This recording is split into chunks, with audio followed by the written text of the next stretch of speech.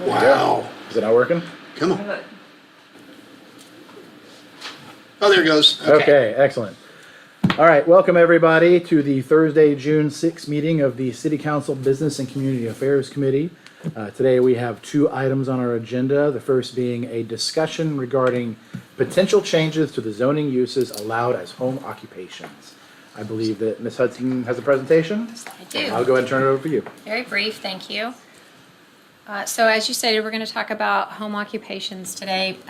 Since I've worked here for a very long time, the question about having barbershops, beauty shops as home occupations has always come up, and people want to be able to work from home and have their one chair, their beauty shop there in their home. But per the zoning code, it specifically states, and I won't read all of this to you, but I wanted to have that up there.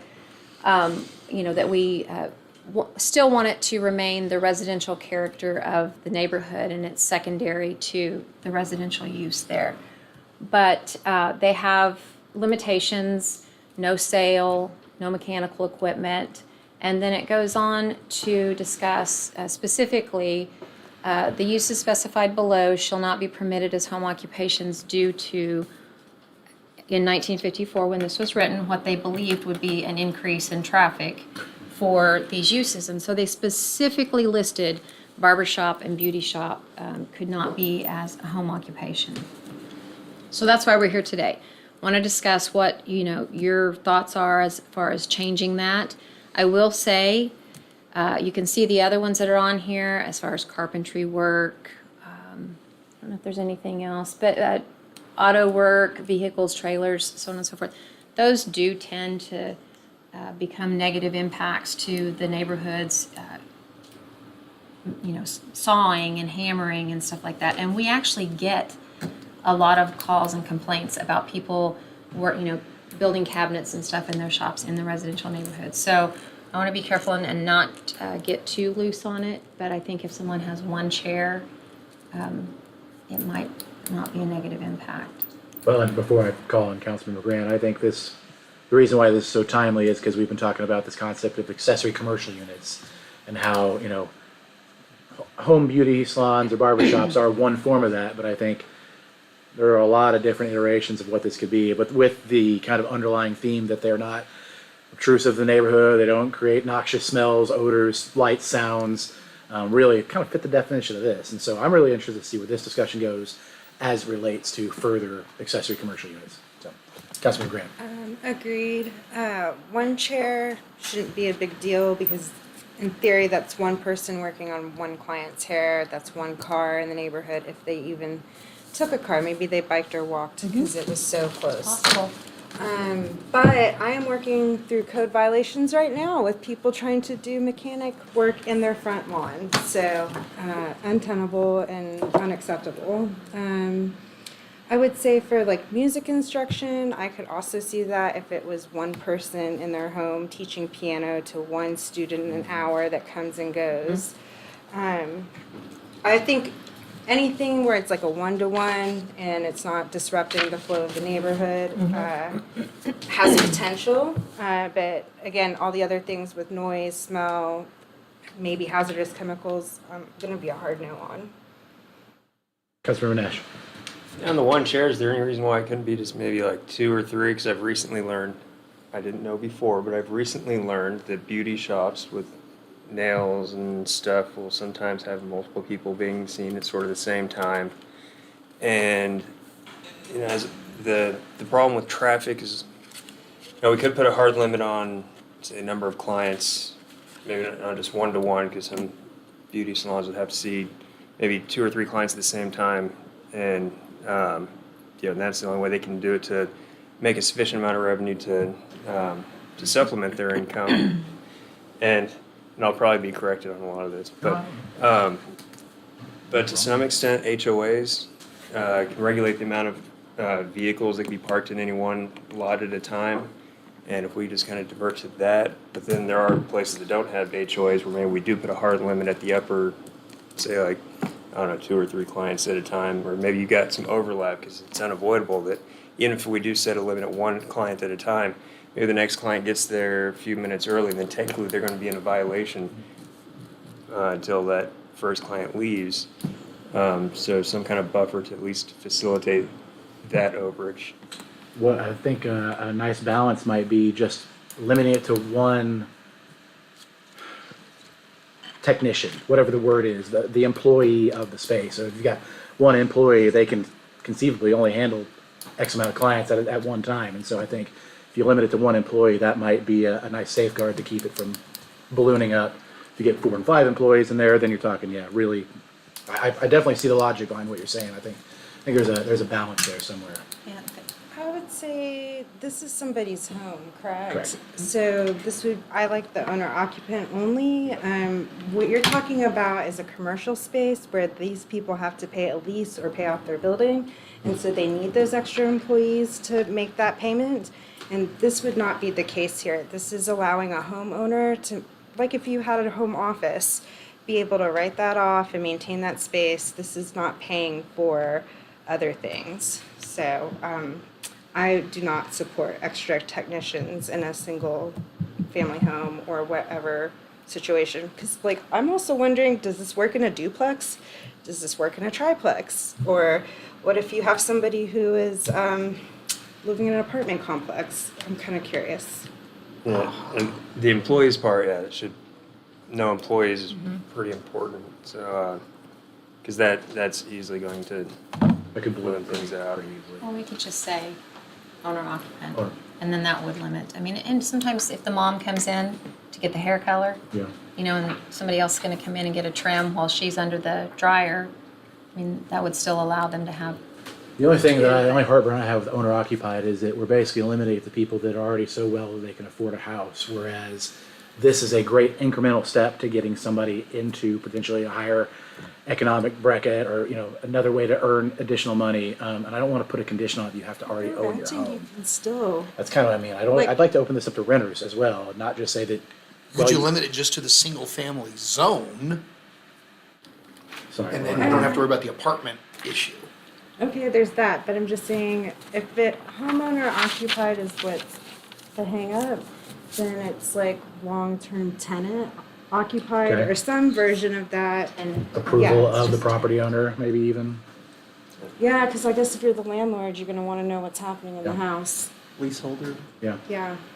Oh, with certain occupations, you have to get the permission of the owner of the property, this could be one of those. Councilmember Schuler, you've been patiently waiting over there. So- No, I've appreciated the discussion because it also like gave me some ideas of things that as we're talking.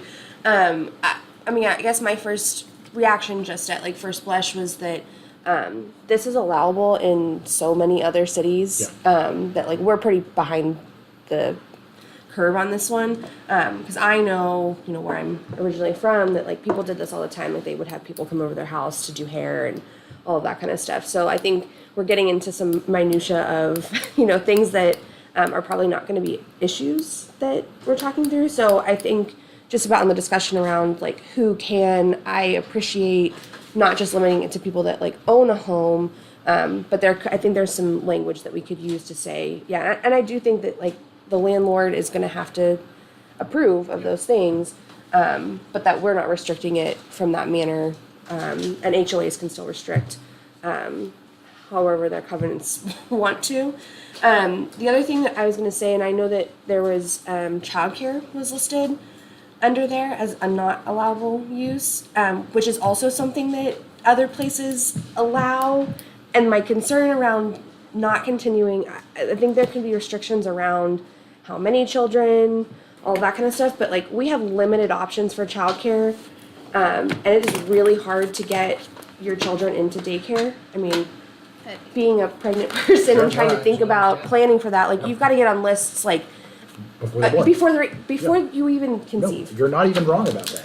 It's not even hyperbole. That's the truth. Like because by the time they're born, then it's still a 6-month wait and all that kind of stuff. So I'm trying to figure out like what is I think the barbershop beauty shop is like a much easier conversation than childcare, but I know that there are childcare facilities that are allowed in other places. in residential zones, and it's not necessarily like people are coming and going all hours of the day. Like there could be restrictions around like it's a pickup and it's a drop off.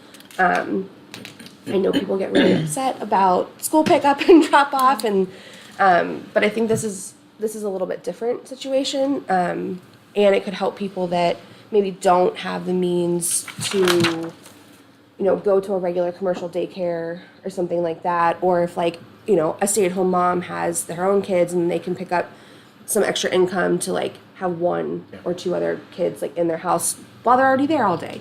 So I don't know if there's just adding that to the discussion. There could be like state licensing Yeah, I don't know what that categories means. that may provide council some additional guidance. Know where I'm pointing Yeah, to next. And Jane's got. Ms. Hudson, please. Yeah. sorry, so that's why I wanted to jump in there. I thought that maybe I didn't, but, so childcare establishment is different than home daycare. Okay.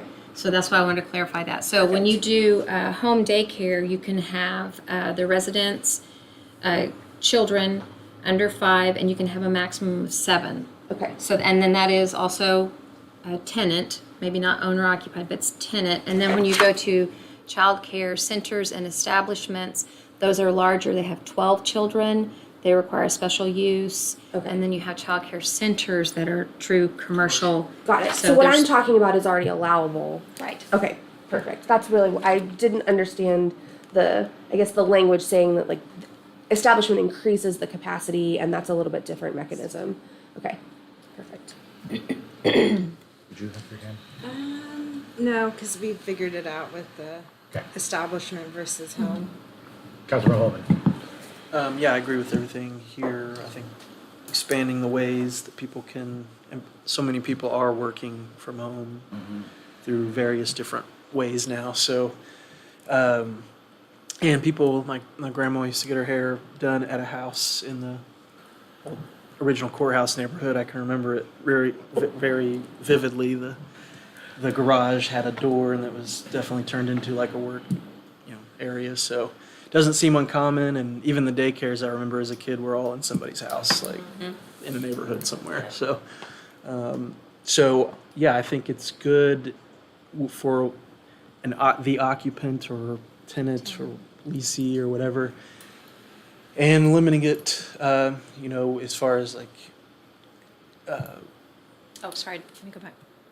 As far as a barber shop situation or a beauty shop being one chair, doesn't mean there can only be one customer in it once. Like you were saying, somebody could be getting their hair done while somebody else is in there getting it done. But limiting it to that, because I think if you go to two people, then that's when you're starting to think about, they need a commercial space probably for that. And so, but yeah, I think there's just a lot of opportunities. There's lots of houses in Norman that are on the edge of a commercial district, right there, but somebody lives in it and owns it. And so I think it would be helpful to expand people's options for income.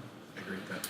So are we comfortable, so tenant, but do we want to keep the one chair qualifier? I mean, they're going to monitor themselves. They're state licensed. I mean, this is not like they can just Right. open this up and do this without their state license. So they will be monitoring them as well. The state will. So by limiting it to tenant, granted, if we have 2 people renting, they're 2 tenants, so we could actually have 2 people living there if they signed a lease together. So Still one chair, though. that's what I was going to say. Do you just want to keep it? Okay, that's what I wanted to ask.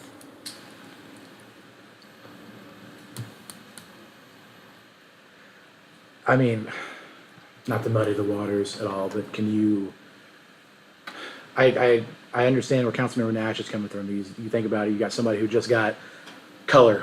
They're sitting under the dryer, so that's technically another chair.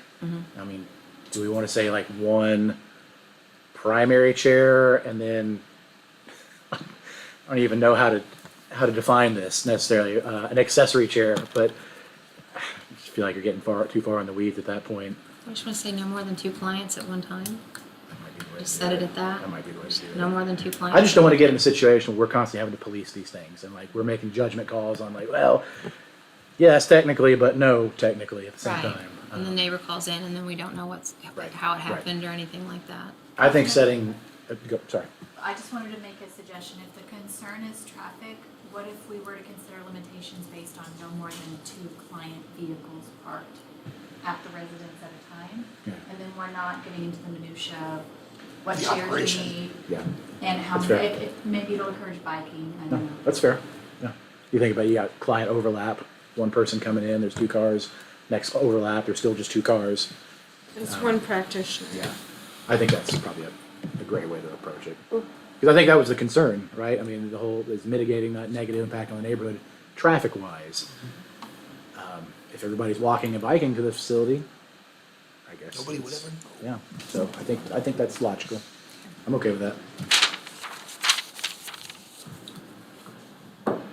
Sorry, were you gonna say something? I cut you off again. No, I was just gonna say state law, I think in 2021 opened it up across the state to be able to do hair from home. And then I was just having thoughts about like the state entity. I guess they would check with us about what's permitted in a home situation, about like art. How does that work? Do you know? We don't license them as far as, I mean, here's the thing, somebody could literally run a beauty shop and not put in a chair. I mean, they could rinse the hair in the sink. I mean, I don't know what the state requirements are, but I mean, they could do this without getting permits from us. So we might not even know when people transition. Typically, we see people, they're gonna convert one of their garages, or they're gonna convert one of their studies or something like that. But, I mean, depending on what level, like a barber shop, they might not need the sink to wash the color out or something like that. So we won't know. We don't license when they change over. When somebody's redoing a garage or maybe adding an ACU, because we got there, what does that look like for planning? Are they telling you, hey, I'm installing a dryer or whatever? They might come in for a adult for the garage, and they might show a sink that somebody's going to wash their hands after they come in from working on the lawnmower or something like that. But they don't necessarily have to tell us, you know, What kind of sink? what kind of sink, right? Oh, that's fine. I was just But I kind of think the curious. state's going to control a lot of that too, though. Okay. Yeah, thank you. Do you have the direction you need from us? I do. Okay, excellent. Well, I think if that's it, we'll go ahead and move on to item number 2. Thank you, by the way. Item number 2 is report on special events, attendance, and visitors. Are you giving this presentation? It's the Jason and Sarah show. Okay. Unfortunately sure. for you all, maybe. We're gonna collaborate. So, Sarah Kaplan, Jason Olson, Dan Shim, please welcome to the stage. Yeah, you can try. Okay. Dean, you can sit there if you want to.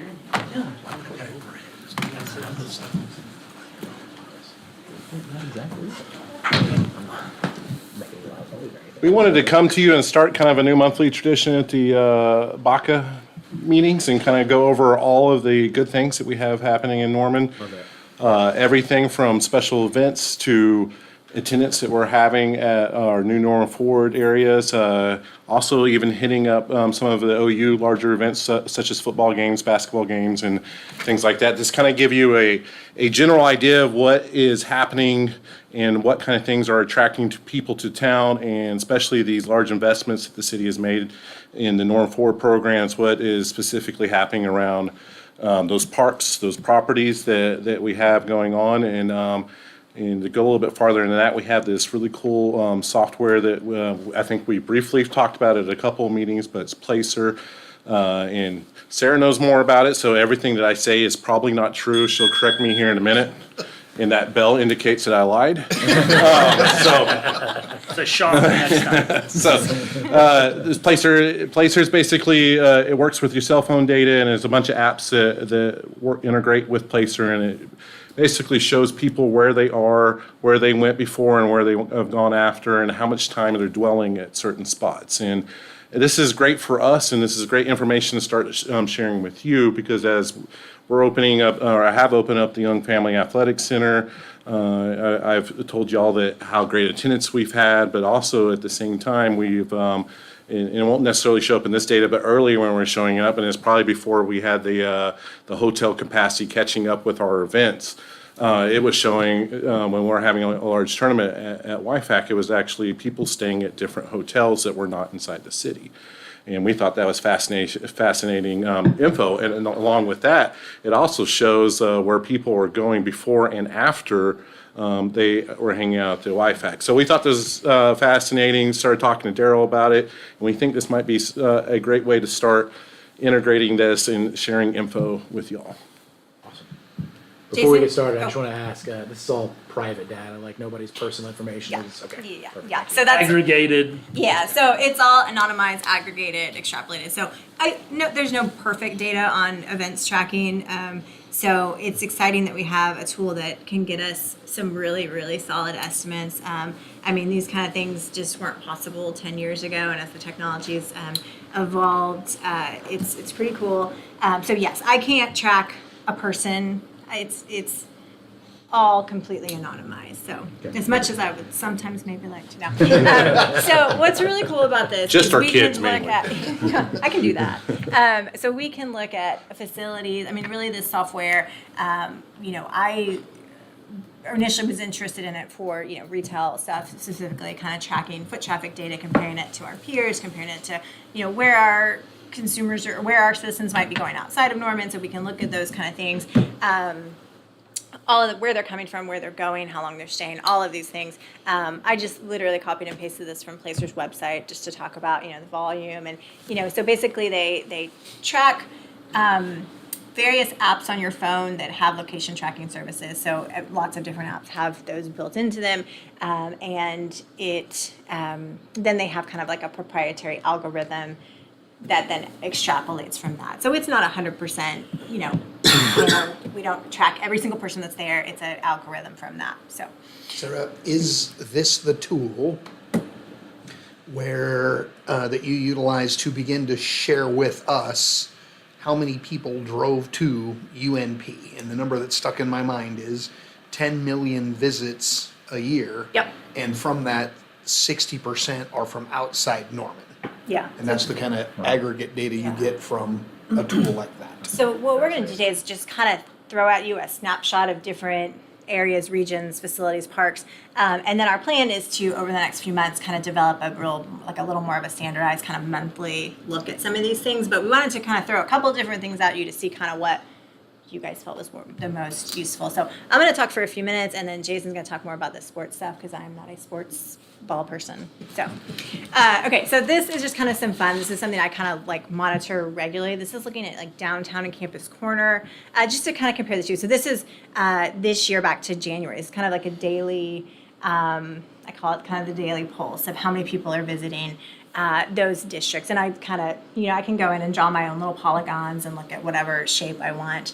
And so, you can see some pretty big peaks. Campus Corner on the weekend is just, those are the weekends on Campus Corner, like through the winter.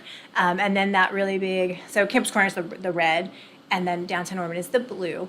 So you can see that really big peak in April. That was a pretty big peak for both downtown and Campus Corner. Usually their peaks aren't aligned, but that was Parents Weekend was actually the biggest peak for both. It was really interesting. So everyone's parents were in town. They were taking them out to dinner, hanging out in downtown Campus Corner. That's really cool. Normally we would see a much bigger blip on the Saturday Morning Music Festival, of course. That we still had a big Friday blip. They had their biggest Friday, but Saturday was, obviously not what we had hoped. So this is also kind of interesting. This is looking at the time of day that people visit those districts. So you can see with the blue, downtown Norman has kind of two humps, and Campus Corner is definitely peaked at late night, which is really interesting. So that's kind of fun to look at those. And that one I ran for the last 12 months. So this data, I can look back to 2017. That's kind of the start of when this data goes forward. So I can look back a few years, which is fun. So this looks back to 2017, 2018. You can see 2020, and nobody was going out doing anything. So this is in millions. So like we were at like 2.3, 2.4 million. They were kind of right about the same level. Then, obviously 2020. And then it's been interesting. I don't know how to explain this, but downtown's been kind of right at that 2.9 million visitors. I think this was a year for the past 3 years, but Campus Corner has gone up. So I don't No, student what's caused- population has gone up. Is that okay? Consecutive years of Yeah. record So enrollment. it's kind of interesting to see that. So I thought that was cool. I just wanted to show you guys that. This is Reeves Park back from January. Obviously, there's a lot of events that happen at Reeves Park. There's one that's significantly bigger than all the others. I think, yeah, so that's, pretty fun to look at. Councilman Holman, before you. Just going to mention too, one of the things over the last 5 years is a lot more student housing that students want to live in is on Campus Corner now and around Yeah. it. So a lot more students are living Yeah. right on Campus Corner than they were 5 years ago. And that's what I observe is people, large groups walking from the neighborhood into Campus That Corner. makes a lot of sense. I and don't go walking to back Campus out Corner to- anymore after like 8 p.m. So So now you're- Anywhere after 8. I don't go anywhere after 8 p.m. That is very true. And so this is, so then we can kind of zoom in on an event. So I'll usually, after we have an event, we work really closely with all of our big event organizers. And so usually after the event, I'll kind of run a zoomed in look at just their event. So this is the past 2 years, obviously this year, this is definitely our largest event other than like football, which I'm going to show some football numbers later. But it's interesting to see. So this year, I think they shut down about 5:30 because of weather. So Saturday was down, but Sunday was up. So that's kind of interesting. And then talking to some of the like local breweries that come out, their sales were really down because I think more people buy beer on like a Saturday than they maybe would on a Sunday. So it's kind of interesting to see how those things track. The other really cool thing that this does is we can click on a date, and it will also go back in time and tell you what the weather was on that date. So if we remember, this one year it rained during this event, it keeps that data. It's really cool, and we'll also show nearby events, which is good for someone like me who does not follow sports, because it'll be like, oh yeah, there was a thing that 2 day. years ago, softball was going on the same day as medieval fairs. So Yeah, that would yeah. So show that. it'll show that. It's pretty cool. I don't have to like research it. The other thing it can do is like visitor origin by zip code. So this is really light on this page, but this is kind of a map, and then I can also download the CBS, whatever, the Excel file of all the different zip code. Yeah, that's what I'm trying to say. And then can kind of, throw it into a quick pivot table and add it up really quick. So for MedFair this year, about 27% of the visitors were from Norman, and all the rest were from outside of Norman. So that was great. So a lot of big pull from Oklahoma City, mostly from Oklahoma. We're not getting a lot of out-of-state visitors for that event, but just kind of fun to look at. Okay, sports balls. Jason. So we'll hop a little bit into the Young Family Athletic Center. By far, been a great success especially on our weekend tournaments. And you're kind of seeing this line steadily go up. In January, we didn't have anything but local leagues in there.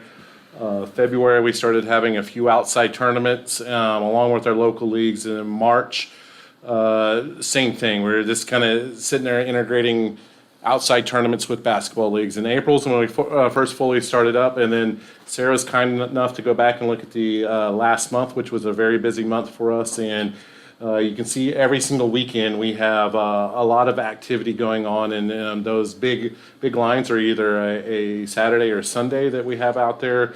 Fadeaway Hoops is a local group that puts on local tournaments, and they have about 15 tournaments scheduled throughout the year. At the YFAC, Marquee Hoops is just a kind of a regional brand that does basketball. Select Events is also a kind of a more of a larger regional area, and that was a girls only event. And then we had you see right there, the Adidas Girls 3SSP.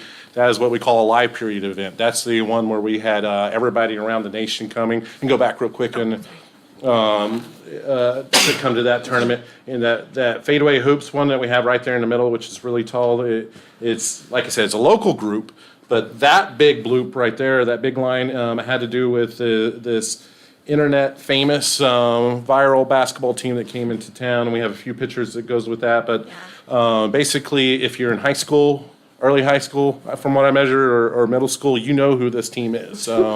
Everybody had to slow explain to me, and I didn't actually believe what was going on, and I didn't think it was that big a deal until about 2 days before an event. We had somebody from Massachusetts email us, say, hey, I'm flying into town. Me and my son are flying into town to watch this basketball team is playing. Can you tell me what time their games are? And so that's when I did my first internet search on this team, and then went around, and I was like, oh, okay, this guy has 1 million followers on YouTube. Oh, he has 6 million followers on TikTok, and then it started making sense. As next phone call was to the police, like, hey, we might have some police out here. Yeah. Hey, Sarah, So would you I go couldn't- back? Yeah, one? and I couldn't download the video, but I put the Instagram link, and I'm happy to text that or email that to you guys, because I went down the Instagram rabbit hole of this thing. It's crazy, so, yeah. So I have Trent Brown in the back, Director of Norman Sports, to correct me on any of these numbers if I misspeak. But so as Jason mentioned, Fadeaway Hoops is a local tournament. We did get the spike because people came to see them, but some of these other select events, Adidas 3SSB, the Puma, NXT Pro, those are ones that, because of the guest tax increase, we've got resources now to go after these types of events and bring them in, whether we sponsor court fees or bid fees or other things. We helped with some incentive to bring those here. For the next NXT Pro event, there were over 100 teams for that. For the March, do we have the March Adidas event? We didn't go back that far. So there was an early March Adidas event, and then the second one is the big one. Stephen, you mentioned it from the dais a few meetings ago. That one had 200 teams competing across YFAC. We used YFAC, Premier Sports Complex, and both Norman High Schools for that. So we already outgrew for that tournament YFAC, which is a great problem to have. There were also about 400 college coaches here, so the Gino Ariamas and all of the other coaches you've heard of from around the country flew into Norman to check out these athletes. And the best comparison, if you were walking down the halls of the YFAC that day and you didn't see your favorite college on somebody's polo, then you weren't looking hard enough, because they were everywhere.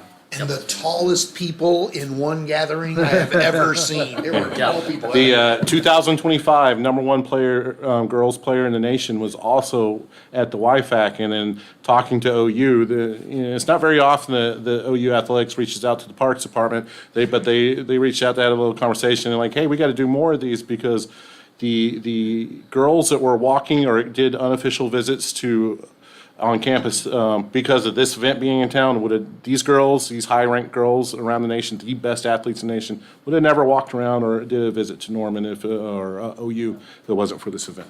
But things like that Adidas event don't just happen. It's a partnership with Norman Parks and Rec, Jason, his team, Norman Sports. We had the Adidas folks in multiple visits before this happened, giving site tours and hosting dinners to make sure they knew we wanted them here and to find out what their needs were. And so that's what Norman Sports and Jason and Kellen are doing at YFAC. And so it's a process to get these here. And these numbers are with just a very short lead up. Some of these are booking out 2, 3, 4 years in the future. So now that we have the facilities open, we're able to sell these out for a longer period. And I think the economic impact sheet that Trent ran on that was about, for a 3-day event, was about $1.8 million economic impact on the community. Councilmember Grant. Okay, I actually did walk through that. I didn't take any photos or mention it, but I was kind of curious. Like, so how did the independent contractor Beanstalk? Did they tell you how they did? And we have an Adidas store. Was it open? Did it sell any shirts, shoes, whatever? Yeah, they were open, and so that was, we did that store as a pop-up event. The Young family actually built out the Adidas store. We're not completely under contract yet, but they paid for the build-out of it, so we gave them a weekend pop-up event contract. Don't know how the sales did on that. He hasn't turned that back into us, but we have by contract with Beanstalk, we're usually about a month behind, but we would tell you that we were really, really happy with the sales that that we got from April. They have told me that this store on 3 days at the YFAC produces more than their other 3 stores combined. I believe it. I Yeah. saw that event. It was busy. I don't have a favorite college coach, so I did see all the places where you had to be the college coaches to sit while everybody was competing. Yeah, and that's typical with that. They'll set up special areas for college coaches. Ellen, it's got to be Coach Jenny, right? As- If we get this video to work, Adidas did do a video afterwards. It was the player. Oh, there we go. You know how I feel. I'm feeling good. I'm feeling.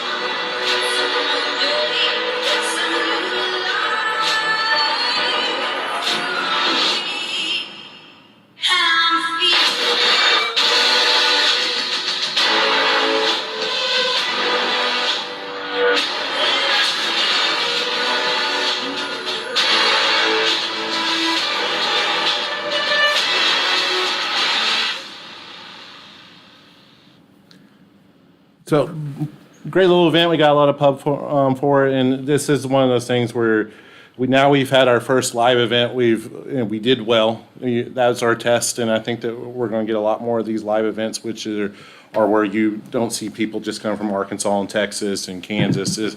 We had teams from New York and Minnesota, Alaska. I mean, all over the nation that came here to Norman, Oklahoma, to hang out for at least 3 days. Councilman Holman. So for the Adidas one, for example, where did they all stay? That might be. They filled up the hotels here, but where else did they stay? I have not seen the placer data to see everywhere they went, but I mean, they are filling up our hotels in Norman. Anecdotally, Embassy and their GM has talked to, he's my chair at the Visit Norman board. Their numbers have been the highest of any time in their history since WIFAC has opened. They've done more breakfasts. Their revenue numbers are up. So he's thrilled with this, and the other hotels around basically aren't having to send their salespeople out at this point. Those within that area are being sold. Now, Sarah, I know you've run some things to see where they're going. I haven't run it specifically down to each tournament, but I have another slide coming up that kind of shows where people are going. This is real quick, shows you what zip codes everybody's coming from, and of course, the darker the purple, the more people are coming from that area. So some of them, many of them may not have needed to stay at a hotel, but you said there were a bunch from out of state. And these are, I would imagine, this is probably what time range did you do this? I think over? this is for the whole, Since it's been open. yeah. Yeah, and it's interesting that when we were the first time we ran some placer info, it was just on our local leagues. And we were getting back people in our local leagues, which is normally when it was at this Optimus Club or we're running out of the rec centers. Of course, we're only getting Norman and some Noble and some Washington people, but we had people from Edmond and Mustang and Yukon that actually came down and joined this league. And that's part of the reason that you saw those numbers go from 1,200 to about 1,700. On the national tournament, I'd really like to see what the map looks like, just to kind of show us what kind of, branding and marketing opportunities might be elsewhere outside of Norman. How do we attract people from these? They're already coming here. How do we double down on that? Matt, Visit Norman and Norman Sports are looking at buying some additional software similar to Placer, but tourism focused.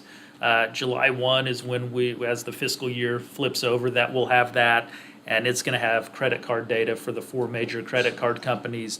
It's got the hotel data. Sarah sees where they go. We get data that's self-reported from the hotels. What this software will do is it's not self-reported data.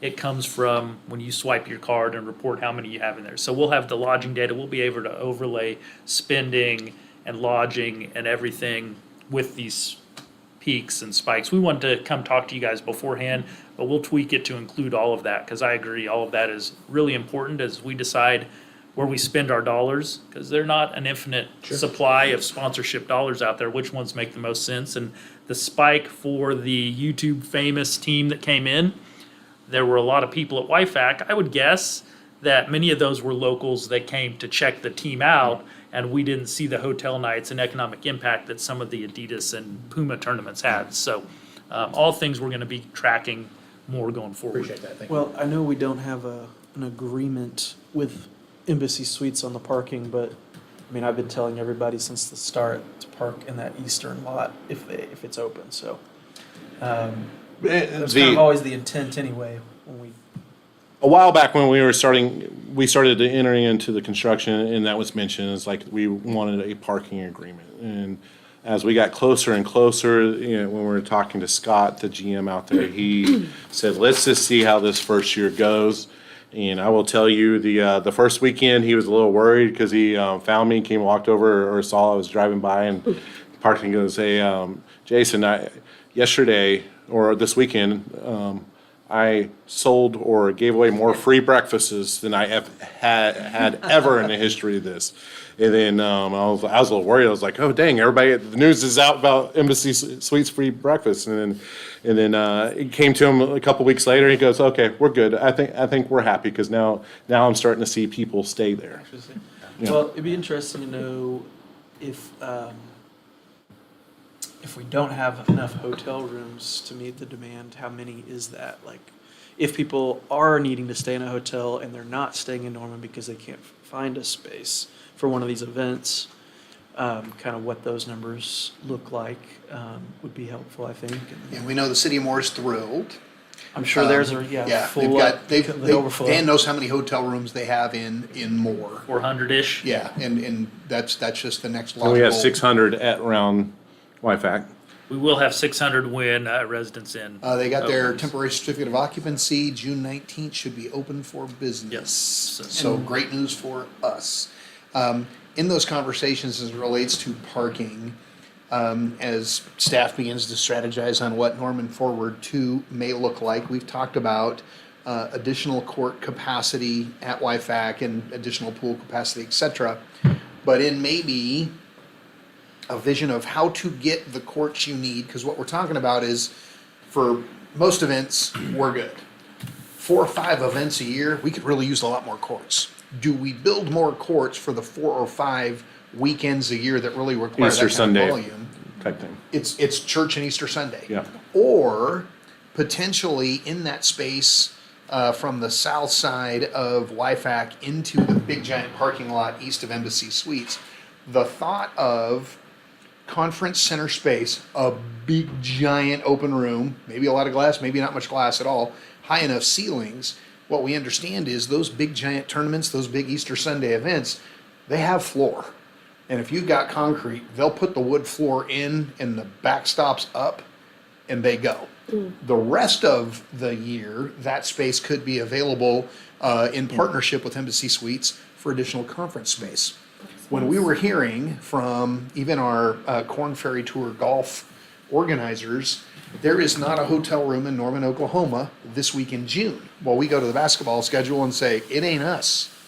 Well, our hotel rooms are full, not only from WIFAC, but other activities, and that one happens to be a cattleman's annual get-together, and they filled up all the hotel rooms in Norman. So we do recognize the demand for that conference center footprint, and we'll bring you options and alternatives about how we can have access to the space we need for that Easter Sunday crowd, and the rest of the time the space doesn't sit empty.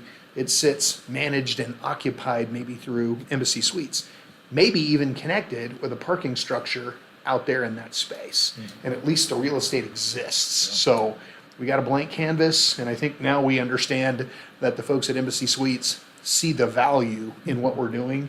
So I think we'll have willing partners to participate. They would be excited to join in that conversation. And as we're talking sports here, Visit Norman has a sales manager for conferences, conventions.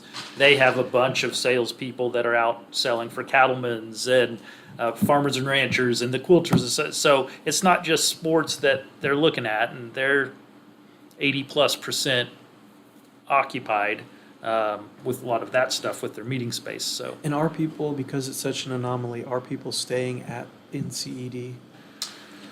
it is a long ways away, and so Sarah, we'd have to run the Such a large numbers hotel, there. but it doesn't come up as I wa- like a hotel. Yeah, I will say the few times that we've run it, we've never seen them pop up on our hotel data. We've seen, and it kind of fluctuates. If you wait a week or two, you see different hotels that pop up there, and it probably has a lot to do with the week. But we've seen the Spring Hills Suites up in Moore pop up. I think we've seen a few hotels in South Oklahoma City pop up, but not a whole lot on the south end of Norman. You know, it's so much, it's further than Moore is. And the visitors don't see city limit signs when they go. What's closest, what's most affordable, what are the amenities around it?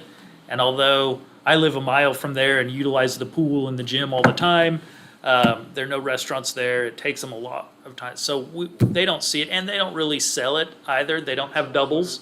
They're single beds made for postal training students. It's not made for families that are here for youth sports. And so I don't anticipate that being a big draw as we move forward. The other interesting thing there, which we're working to cut out that in some of our reporting, is that's 30+% of our inventory. We've got 30,000 hotel rooms. There are 940 of them. Yeah. And so that when they sell or are full with postal training students, those students pay zero. So it really impacts our average daily rate numbers. And if they're not outselling, it's a whole different model being federally owned. So they're not aggressively selling for conferences and conventions. So they really impact our occupancy numbers and others. So we feel like we're going to be able, with this new software that Sarah has and we're getting, look at a more realistic snapshot without them included, because it is a whole other animal out there. This is the type of data that when a hotel footprint appears on the map and there's an opportunity to be able to show the folks in the hotel development space, look at our occupancy. We need more hotel rooms. Right. And we are having those conversations right now with property owners with very strategically valuable hotel. Well, that's why I wonder space. if they see that we have a 900-room hotel in Norman, and we have 3,000 plus total. Do they then say, well, it doesn't look like Norman really does need us Right, to come in yes, there? it does skew the numbers, and so when they call me, and sometimes the site selectors call me and I talk to them about it, other times I don't hear from them because I don't know they're looking. We do need to find a way, and Sarah and I are talking about how to get that data It accurately is still a out there hotel to where them. anybody could stay there, though. It is, yeah, and in fact, both Duke and ORU baseball teams stayed out there for the regionals, the baseball regionals here recently. But it works better for those college teams. For youth sports, as I said, it doesn't work as well because they're single rooms, smaller size and other Is there things. still a guest tax that comes from that, even since they're federally owned? There is a guest tax as long as the visitors are not tax exempt. Gotcha, okay. So, And then- go ahead. No. I was gonna ask, Sarah, somewhere I think you showed me a number, and one of the tools that we thought we might be able to utilize is what happens to the population of the city of Norman on game day. I have that. Yeah, it's later in this, but That's my finale. yeah, and before we move on to it, is if you get free time on your hand on a Friday or a Saturday, just go pick anyone, and it doesn't matter if the Wi-Fi's open or not. Just pick the Hampton Inn or Embassy, and I challenge you to find a room online that night. It's just not there. It's every weekend, and a lot of the times has nothing to do with the Young Family Athletic Center. They're very good at selling themselves and getting a lot of people in there.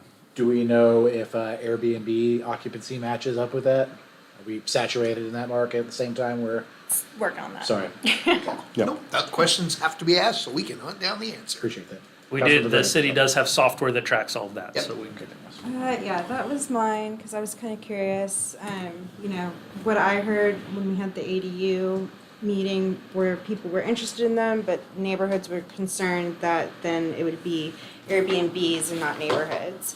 So it'd be interesting to have some data that's like, well, this is actually how the Airbnbs are being used.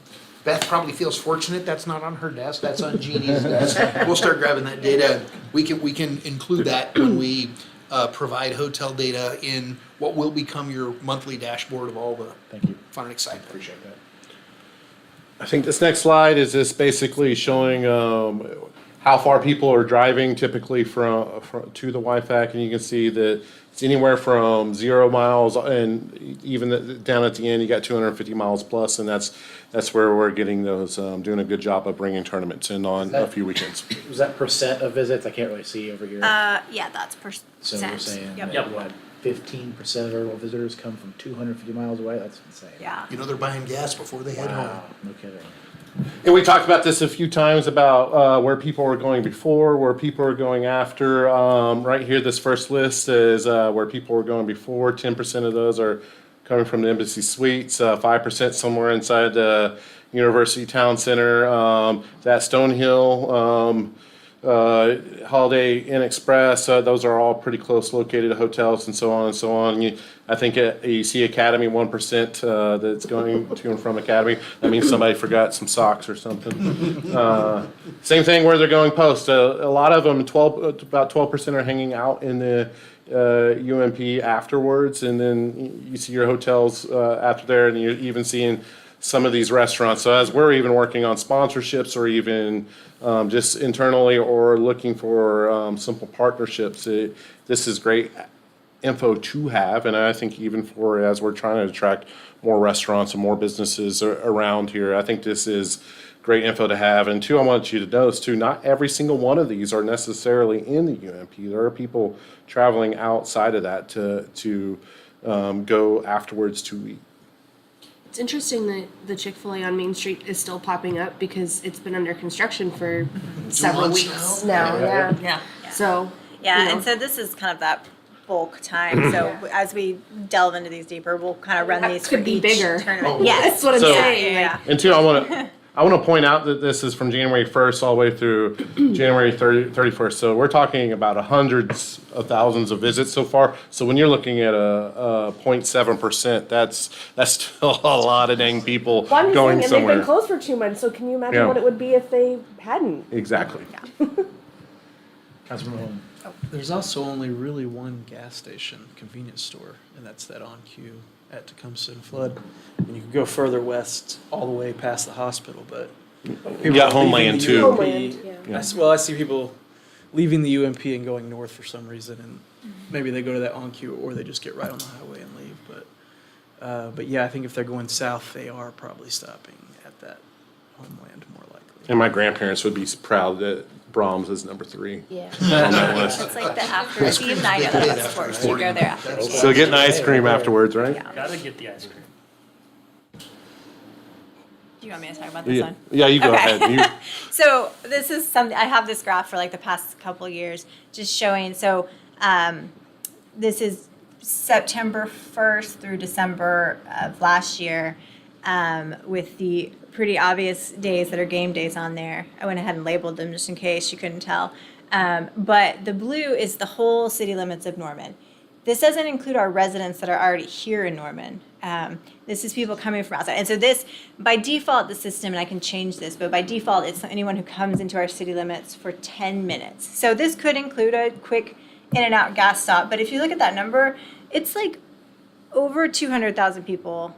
Like, It's close to 250. that's not, So we triple. not including our residents. So it's in theory, triple what we normally see. The red line is the OU Stadium, but plus a little bit around it. So kind of some of the tailgate and parking lot areas around that. So, we know how many seats the stadium has, but there's also people outside that never set foot inside. There's people, working in there. There's people, security officers, so it's, that's like over 100,000 most games. And then the green is that same campus corner I showed you, for downtown and Campus Corner. So, 40 to 50,000 people on Campus Corner. I don't think Campus Corner can hold any more than that on a day. That would be The really scary. spillover effect is very real, Yeah, is yeah. what we see. So, that's, What I find fascinating about this is that none of those teams up there are Auburn, LSU, Alabama. yeah. I mean, this is what we're getting with, we'll just say, inferior competition to the SEC. Yeah, so it'll be interesting to see this year if Glad those you peaks said it. are bigger and if they're wider too. Are they staying for more than just Saturday? Does that widen out? So it'll be interesting. Councilman Holman, I believe you were first. I mean, I was going to say the same thing. I mean, last season was maybe the worst home schedule we've ever had, at least that I can recall, maybe since the 90s, and we're still able to get that. So, if I understand what you're saying, Iowa State weekend there were 250,000 people in Norman. Yeah, Above our regular population. not just the people like outside of our residents. Yeah. Non-residents. That's how many visitors came to Norman. Yes. For at Even though the least 10 stadium minutes. only seats 83,000. Yeah. Yep. So it's a lot of people that just came to Norman to hang out, right? Yeah. It's pretty cool. Yeah, so I can only imagine we're playing teams that actually have big followings A&M's similar to here. how we are. It'll be bigger. I completely agree. So we'll be the second biggest city on game days? Well, yeah. Oh, Well, Tulsa write has that down. 400,000. I'm telling, Dan, that's some I got it. marketing, buddy. Mental note, What yeah. is Holy what is the population of Tulsa? 410,000. Yeah, we can take We're them. going for it. Challenge on. That's fantastic. Councilmember Schuler. I think it'd be interesting too, whenever we're looking at game day stuff, to see what's going on in downtown, because we've talked a lot about like the connectivity between Campus Corner and downtown Norman, and you know, if Campus Corner is getting at max capacity, then like how do we filter some of that spill off into what's happening, you know, on Main Street and downtown? So I would love initially to had see- them on this yeah, graph, but the bump is not, enough. it's not a huge bump right Yeah. now, but I think we can grow it. Well, Yeah. the fact that the big bump we saw was Parents' Weekend, and the school year that just finished had an 11% growth in freshman population, which this upcoming August, it's gonna grow by another at least 11%.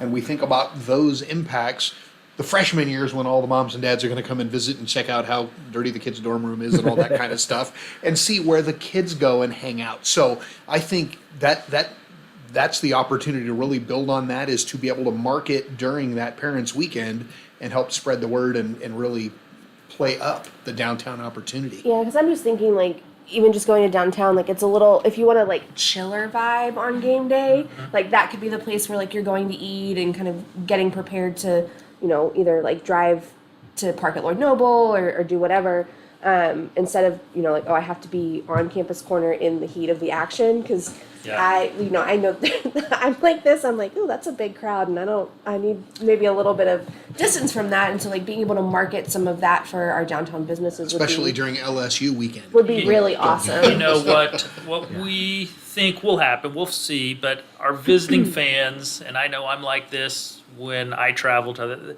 they're gonna go to Campus Corner, they Yeah. wanna be right, but for those that come all the time, that want a little bit chiller vibe, one, the downtown businesses have started collecting a monthly advertising fee, a dine and drink in downtown marketing fund.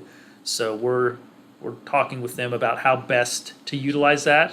But hopefully, if they get a bid in place ever, I'll knock on wood there, if they ever get a bid, I've really tried to encourage them to do a park and ride campaign where park here, eat at a downtown restaurant, then we'll drive you close to campus. Yeah, I think that's great. I remember, were you on the Tuscaloosa trip that we went to? No, I We went were- to the other two. Okay, so we were there on homecoming, but all of their like downtown businesses were doing, like they had their like windows painted, they had balloon structures, like they had all like this really cool stuff like supporting Alabama, and that could just be what homecoming looks like, but like that might be another marketing, Yeah. and maybe potentially to get like the arts council involved in like, are we painting, you know, storefronts and things, and like how are we showing the pride for, you know, what's happening on game day, and bringing people in, so it becomes more of an attraction, kind of a placemaking kind of thing that people want to come to downtown, not just go to Campus Corner, So- because it's adjacent. Because of that Tuscaloosa trip and the airport, and even inside the airport, which is 35-40 minutes away from Tuscaloosa, the fact that as soon as you get off the plane, you're seeing the big elephant, Big Al's there. And I think we can lean into that too with, not only is there, you know, Boomer and Sooner, but, you know, here you are on the map, here's where you can go, or there's material they can take to say, now I've got, you know, not only do I know what restaurants I want to go to, there's a coupon in here and everything else. When we think about that opportunity, the park and ride, one of the tasks on Shannon's list, our Gray and Peters single level parking lot to go vertical. If we had 400 parking spaces there, the ability to lean heavily into park here, and we'll get you to the game. Well, and what about like our ask lot? I'm interested to know, because like it never is full, Yeah, I was the only Right. one parked there the other day again. you know, but like what does that look like on game day? Are people parking there? We can draw little polygons and find that. Yeah, Oh, so game game, days. game days, yes. Or is there a spillover effect that could possibly like be like tents and vendors in our parking lot to get to capture more revenue dollars for Campus Than Corner. just the parking fee. Right, than just, oh, here's a parking fee, but like, let's get some vendors, which is like sales tax generation, just thoughts. All these ideas really dovetail into a future RTA as well. Yeah. So the ability Oh to my park gosh. and ride downtown, just hop on the RTA down to Lindsay Street, or Duck Pond. from Oklahoma City, Yep. you know. just- As you're planting seeds of multi-level parking and other things, I will plant the seed with the Liberty Point Luxury RV Park that's coming into play. That'll be over Yeah. 500 eventually when both phases are done, 500 spots. They're geared up for the SEC and those fans that are coming. Those don't collect guest tax right now that benefit the arts, the parks, and other things. So if there were ever a discussion to put that guest tax onto What's- RVs, also we What's would their support it. timeline for opening, like even just like a first phase? Do you know? Have you Last talked I to them? heard, summer of '25. Okay, that's what I was thinking. Yeah. Councilman Grant. For the RVs, would it take like an ordinance change, Yes, ma'am. basically? So our current ordinance doesn't recognize RVs, but I can tell you across the country, hotel bed tax is also known as transient occupancy tax. And who more transient than somebody in an RV? So an RV connected to sewer, water, and electric Yeah. would, I think you can make an easy argument.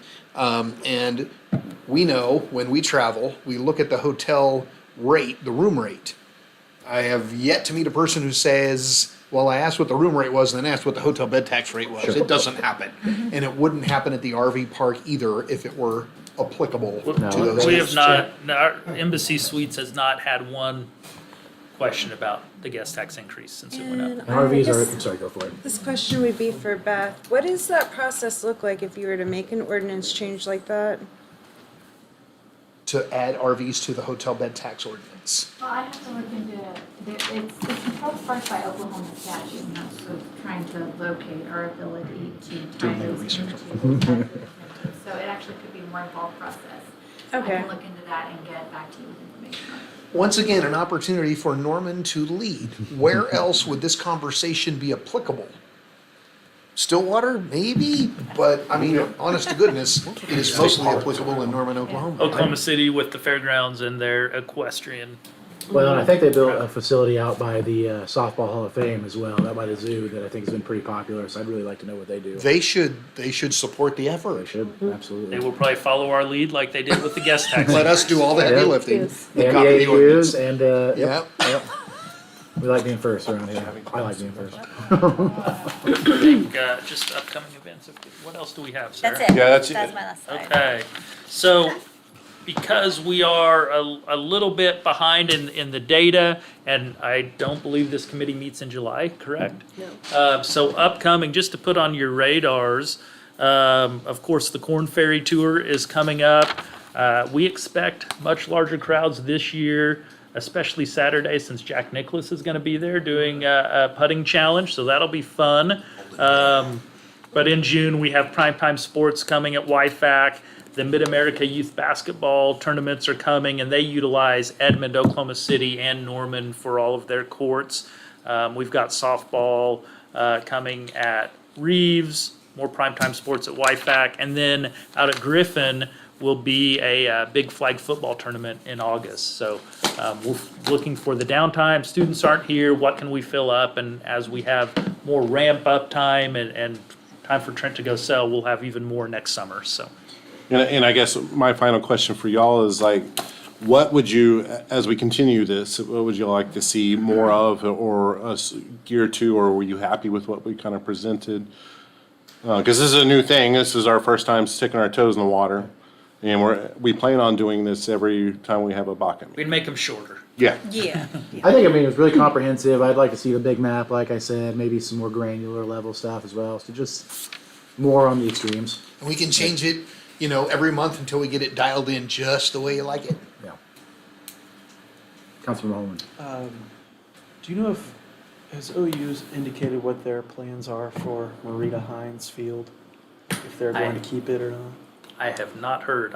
If they do keep it, we've already been talking about could we use it as a championship field for tournaments and things that we Nice to bring make in. a part of Reeves Park or something, or So- part of that. But I've just had people asking about softball, and OU softball being so big, obviously, are we going to push for more softball-related tournaments and things like that in Norman? And I've definitely thought of Marita Hines would be perfect to have a championship field and overflow and whatever, and just the history and how cool that would be for people to play in it. Yeah, because you look around our neighboring agencies in the metro, you go outside where they're playing the World Series, and OU's old softball field is still cooler than everybody else's best softball field. And now Patty Gasso's new Loves Field is just phenomenal. That is absolutely something though Trent goes after, and Yeah. Softball being People- that we're the capital of the world, we should. People think it makes sense if Norman was, like the mecca of all things softball because of that. So, Well, I had a similar comment, and not to put too much pressure on you, but I'm going to give you a challenge. Olympic softball 2028. Okay, So, we'll go after it. So be America. USA, Softball USA, there's Wrestling USA and Swimming USA and all of those. Where are the training grounds for the US Olympic softball team? Where do they gather? Where do they start training? Where do they start practicing before they go wherever they're going in the world? OU's hosted them before in the 80s. We should most of be it's Colorado Springs. Softball USA training Wasn't a softball. Trent's facility. taking notes back there, so we're on it. We are on Where it. are you out? Set the bar high. Yeah. Councilmember Grant, I'm sorry, I didn't see you there. Yeah, so I guess next steps moving forward with other of these presentations, just some sales info about what's going on in the YFAC. I'm just really curious. And I'm not sure what else that you could pull reports on, but maybe all the events that we have that are pertinent. What else do we have coming up? Like Jazz in Jazz in June. June. And our big 4th of July extravaganza, the biggest fireworks show in the state of Oklahoma, That's right. because that's how we roll. 100%. And that's our plan, is come back with all these large-scale special events that we have here, and even sporting events outside of what the sports commission is doing. You know, if it's an OU sporting event or something specialized that comes here, we'll definitely be reporting back to you on that as well. Like Corn Ferry, we'll give you numbers on that. Well, to that point, I'd really like to see how our July 1st SEC transition day of festivities shakes out. Is that Norman citizens that are participating in that? Or are we drawing people regionally? I think it'd be good I data know to OU know. hopes we're drawing people regionally, so I do know. too. We'll Yep, see. Same here. Okay, Councilmember Holman. Just, I think it would, also with those reports, I think it'd be helpful, we were able to have some data on other commercial areas in the city and how they're impacted by events like game day, like West Noble Lindsay, Parkway? Ed Noble, Brookhaven Village, East 12th and up and down there. But just to see the kind of distribution of where our people are going in town when they are visiting here. Or those 250,000 people that were here for Iowa State weekend, what were they doing? Yeah. Where were they? I know they were hanging out on Campus Corner for sure, probably Main Street, but where else, what were they doing while they were here? How long did they stay here? Were they here Friday, Saturday, and did they leave Sunday? Did they just come for one night? This new tourism data software that we have really, well, yours does too, but we'll be able to say length of stay. They are telling us all of that. SEC visitors are used to staying longer, and we'll be able to verify that information. I Councilmember just would say too that would be helpful as we talk about TIF district master plans, because I think 12th and Lindsay was one of those identified. Isn't that where there's that multi-use buildings where it's commercial on the bottom and housing on the top? Yeah. And I don't remember if it was Mr. Visit Ridge. Norman, where somebody was saying, yes, people will walk across because basically across the tracks, that's where the stadium is, so there's foot traffic coming across Yeah, into people that area. park Definitely. east and walk. Yeah. So opportunities for those commercial spaces, yeah. And since Sarah's got good baseline data all the way back to 2017, I think we've received a submittal on, development of the vacant land south of Sam's Club off of 36th Southwest. And, I think we're gonna see just a whole lot more activity going on and more storefronts filled in Ed Noble Parkway as residential development takes place. And a ton of walkability, connectivity between the shopping center piece and the new residential piece. Residential, that's what it means. Well, if there are no other comments, this meeting is adjourned. Thank you, guys. Thank you.